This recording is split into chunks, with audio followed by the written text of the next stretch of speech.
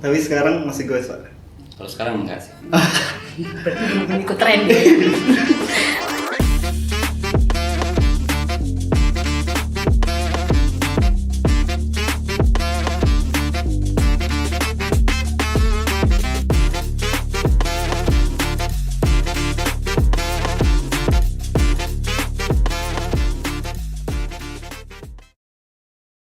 Oke, mungkin sebelumnya kita perkenalan diri dulu ya. Sebutkan nama dan dari generasi apa. Baiklah, nama saya Rizka Harveni, panggilannya Rizka dari generasi X. Kalau saya Triwibowo dari generasi Y. Kalau saya Ibrahim Putra dari generasi Z. Oke, pertanyaan pertama nih. Bisa nggak sih kamu hidup tanpa sosmed? 1, 2, 3. Kalau menurut saya sih di era sekarang ya nggak bisa sih. Kalaupun harus dipaksa tanpa sosmed itu bakal berat banget. Karena keseharian kita itu tidak terlepas dari sosmed. Sosmed bukan cuma buat hiburan doang, tapi juga komunikasi, kerja, terus juga bisa sebagai platform buat nge-update diri kita terkait tren dan berita di dunia maya. Setuju. Jadi memang kalau untuk sosmed kayaknya saya nggak bakal bisa hidup tanpa sosmed. Apalagi untuk saya yang jauh dari keluarga, tentunya sosmed adalah salah satu media komunikasi saya untuk berhubungan dengan keluarga yang ada di luar kota. Kalau menurut saya bisa aja kalau kita nggak pakai sosmed. Kalau tujuannya hanya hiburan ya. Kalau tujuan hiburan karena kita masih bisa mendapatkan hiburan dari hal yang lain. Atau kalau nggak bisa pakai sosmed mungkin bisa dikurangi aja gitu. Pakai sosmednya. Pertanyaan kedua, penting nggak sih validasi dari orang lain, terutama di sosial media? 1, 2, 3. Oke. Kalau menurut saya sih nggak penting ya. Kalau saya posting atau apa, yang penting posting aja, terserah apa yang lihat mau komennya gimana gitu. Oh, kalau saya sih cukup penting sih ya Pak ya. Ya sebenarnya validasi ini kan tujuannya adalah tergantung kita ya. Maksudnya apakah validasi itu bisa meningkatkan kemampuan kita untuk lebih baik lagi. Itu sih dari saya. Saya setuju, sebenarnya setuju dua-duanya. Validasi itu penting karena dengan misalnya kita dengan like dan komen itu bisa meningkatkan kepercayaan diri kita. Betul setuju. Tapi kita nggak boleh cuma tergantung pada like dan komen, karena kita hanya bisa menilai pandangan seseorang itu hanya dari like. Iya. Yang lebih penting itu ada self validation. Kita tahu diri kita itu siapa dan yakin apa yang kita kerjakan. Jadi kita nggak perlu butuh validasi dari orang lain. Iya, setuju. Oke, pertanyaan selanjutnya. Menurut kalian, perlu nggak flexing pencapaian di sosial media? 1, 2, 3.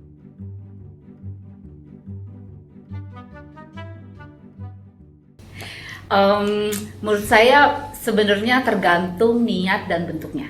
Jadi flexing itu kalau bentuknya atau niatnya untuk pamer kekayaan atau materi memang sih tidak setuju.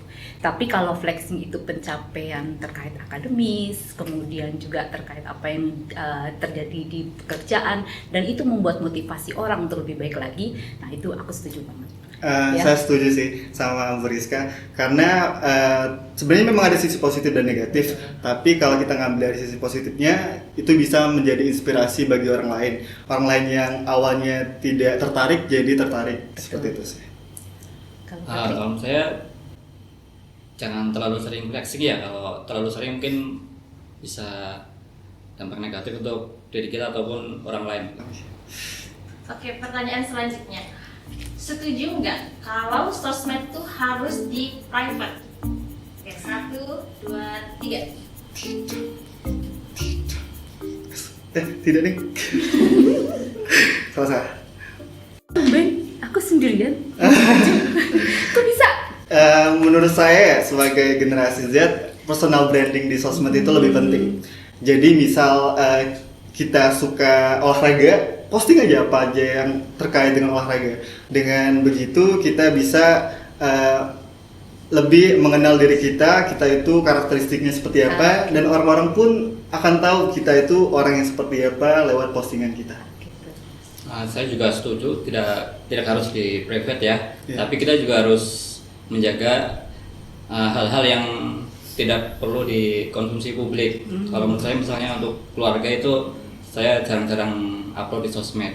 Oh gitu. Kalau saya nggak setuju, karena menurut saya feed yang di sosmed saya sebenarnya saya rasakan adalah untuk kepentingan pribadi dan hanya orang-orang terdekat yang paling tidak mengenal saya secara nyata. Tetapi beda nanti kalau misalnya saya mau buka konten bisnis atau misalnya membuat branding konten tertentu, mungkin saya akan pikir-pikir untuk bisa membuka sosmed saya menjadi publik. Oh. Oke. Pernah insecure nggak sih lihat update kehidupan orang di sosmed? 1, 2, 3. Saya nggak pernah ya, kalau cuma nggak terlalu perhatian dengan konten orang lain, jadi nggak terlalu insecure dengan orang lain.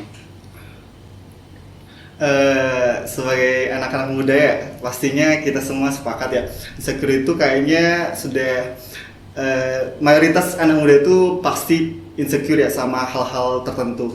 Contohnya misal tentang keluarga, ada orang yang posting dengan keluarganya lengkap gitu, mungkin ada seorang yang ngerasa iri gitu ya, ada orang yang punya privilege lebih, misal keluarganya berada di posisi yang enak, terus sementara orang lain tuh enggak, mungkin dia insecure hal itu. Jadi sebagai anak mungkin kita pastinya pernah ngerasa insecure atas hal-hal yang enggak kita dapetin. Iya, kalau saya rasa insecure itu adalah rasa sifat alami dari manusia sebenarnya.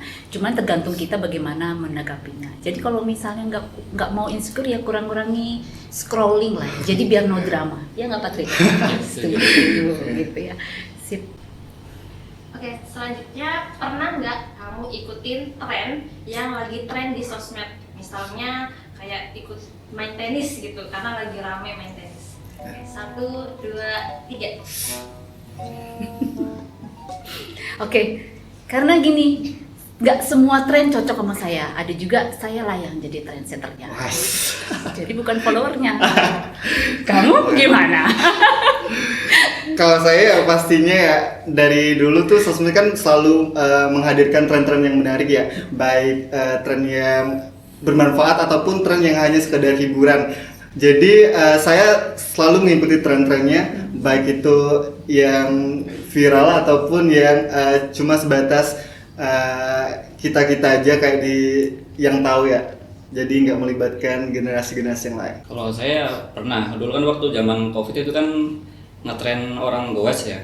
Setelah teman-teman saya itu pada goes, saya juga cari ikutan beli sepeda, terus Akhirnya saya ikut goes. Mungkin hampir tiap hari dulu mungkin bisa goes. oh, Tapi sekarang masih goes, Pak. Kalau sekarang enggak sih. berarti belum ikut tren gitu. Oke, ini selanjutnya pertanyaan terakhir ya, Ya. pertanyaan terbuka. Apa sih harapan kamu terhadap penggunaan sosial media? Oke, harapannya tentunya kita harus lebih bijak, lebih kritis terkait apa yang disampaikan oleh sosial media. Kita sebagai penikmat konten maupun pembuat konten juga harus berpikiran bahwa ini merupakan hal yang harus membawa dampak positif bagi kita. Itu sih kalau dari saya. Kalau Patri? Kita harus menggunakan medsos untuk hal yang positif dan bermanfaat ya. Kalau kita mau posting atau komen itu harus dipikirkan baik-baik, jangan sampai ada orang lain yang dirugikan, dan juga kita harus menjaga menggunakan medsos jangan berlebihan ya, jangan sampai waktu kita habis hanya untuk main medsos. Setuju sih sama Patri sama Bu Rizka juga, menambahkan juga kalau kita dari semua generasi juga harus saring sebelum sharing, karena banyak sekali korban-korban di luar sana yang ketipu sama iklan-iklan palsu seperti itu. Maka dari itu kita semua harus bijak bersosial media, terus mencari sumber dengan valid sebelum melakukan share kepada orang lain, dan juga kita tidak boleh melakukan cyberbullying atau kejahatan bullying, karena itu tidak boleh. Oke, pertanyaannya udah selesai. Thank you so much buat waktunya. See you next time. See See you you. next time.